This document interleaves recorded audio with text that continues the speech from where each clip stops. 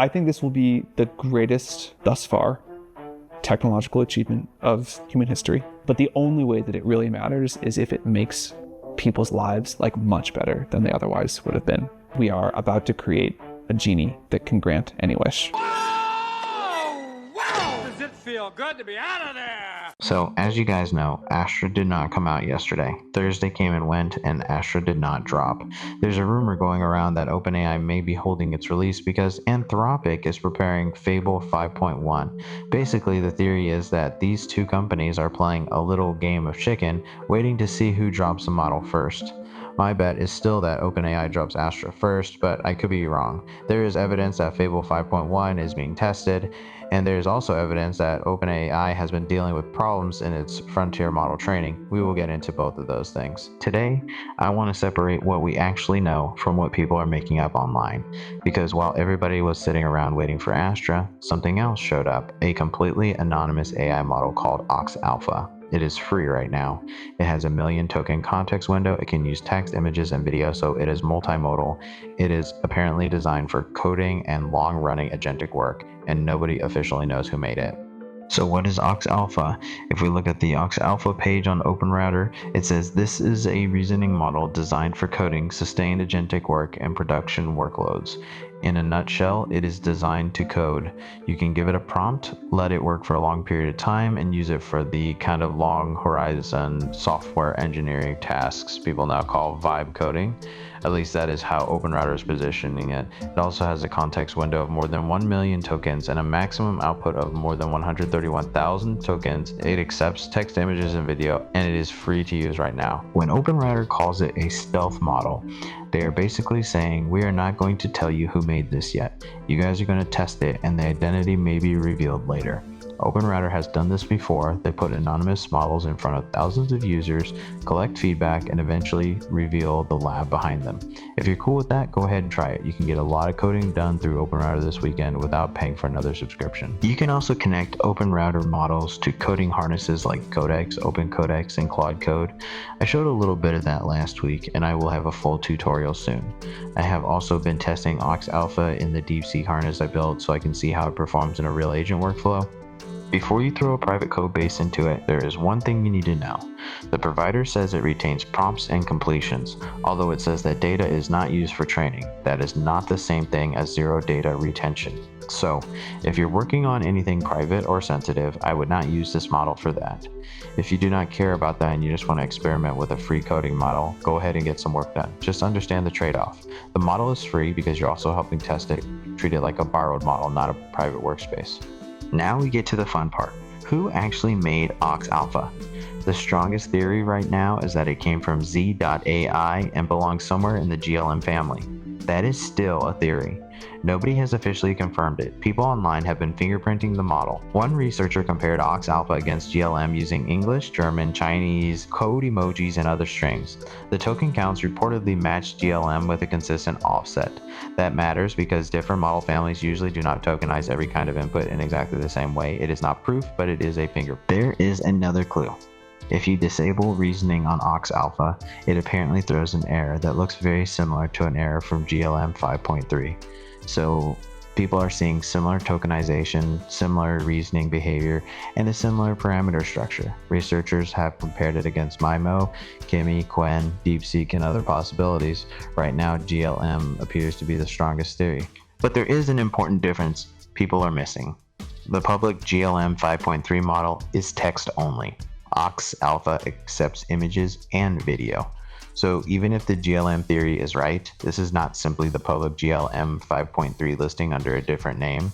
It could be a different checkpoint or an unreleased multimodal build. I have seen people guess that it might be GLM 5.5. I cannot confirm that. I'm not going to give it a version number until the lab does. When OpenRouter finally reveals who is behind it, I will let you know. Now, let us go back to Astra and Fable 5.1. There is one person on X claiming that OpenAI told employees Astra would arrive in a couple of weeks and that updated checkpoints are being dog-fooded in Codex. The same person claims Anthropic is sitting on Fable 5.1 until Astra drops. There are also Chinese posts repeating similar claims, me along with weeks of speculation that Anthropic wants to time its next model around OpenAI's next release. That is where this whole game of chicken theory comes from.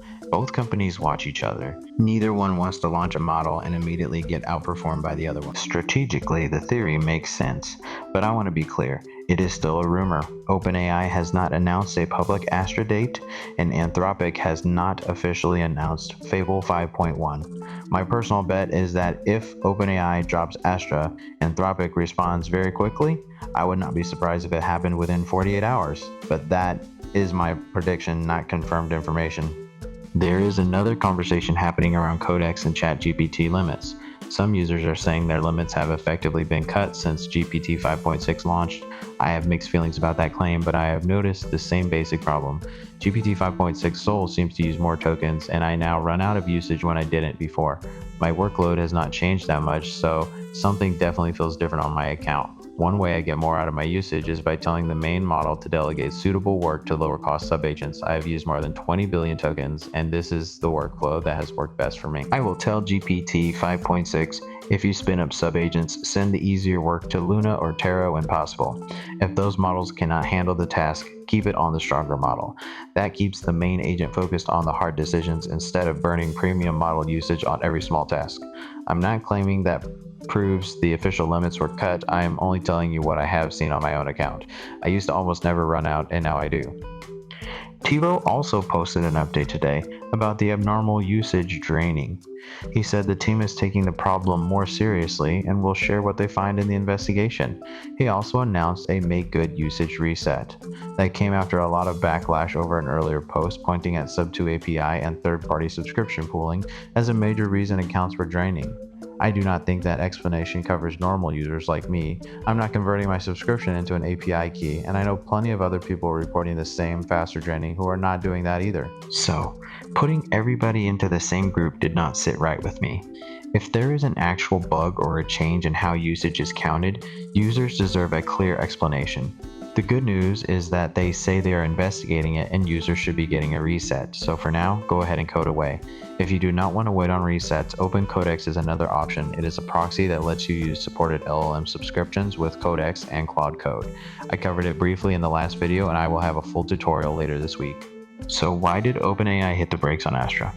Did they actually slow down? On August 18th, OpenAI published an update saying it paused reinforcement learning on models it intends to ship after seeing reward hacking behavior. In plain English, the model was learning how to score well on a test without reliably doing the actual job. That is a real technical problem, and it could affect the release schedule, but I do not believe OpenAI is simply stopping frontier model development. OpenAI and Anthropic are direct competitors. They are constantly trying to stay ahead of each other, and OpenAI is also trying to protect its revenue and set itself up for a future IPO. They are not walking away from frontier development. I do not have inside information proving what is happening behind the scenes. This is just my read of the incentives. They may pause one training run, change the recipe, or hold a checkpoint. That is very different from giving up on the race. What about Fable 5.1 itself? There are definitely rumors. Axios recently covered how ridiculous the model release rumor cycle has become and mentioned reports that Anthropic is internally testing Fable 5.1. There have also been claims for weeks that Anthropic wants to time its next release around OpenAI's next model. That is where I am getting this information. Again, it makes strategic sense. OpenAI and Anthropic watch each other closely, but there is still no public Fable 5.1 model card and no official launch date. So do I believe Anthropic has another model being tested? Yes. Do I know that it is called Fable 5.1 or that it is waiting specifically for Astra? No, that part is still speculation. Now we have the argument happening in my comments, is Astra going to be GPT 5.7 or is it going to be GPT 6?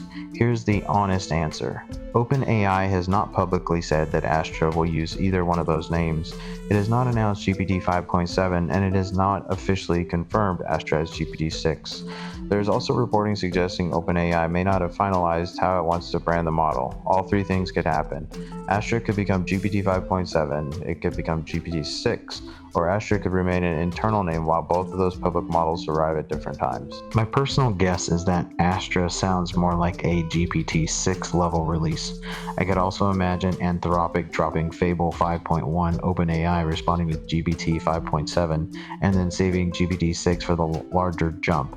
But nobody outside OpenAI knows for sure. If somebody tells you the branding is settled without showing an official OpenAI announcement, they are giving you a prediction and calling it a fact. So that is where everything stands today. Astra did not launch yesterday. I was wrong about Thursday. I said it was speculation, but I still made the prediction, and the prediction did not happen. What we did get is Ox Alpha, a free anonymous multimodal coding model with a 1,000,000 token context window.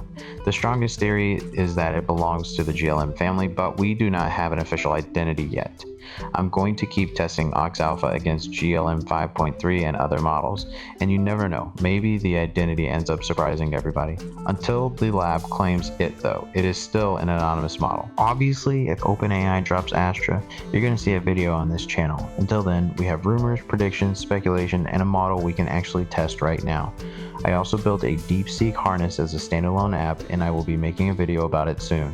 If you do not want to miss that, go ahead and subscribe, leave a thumbs up on the video, and if you have your own rumors, test results, or information to add, leave a comment. That is it for today. You all have a great rest of your day.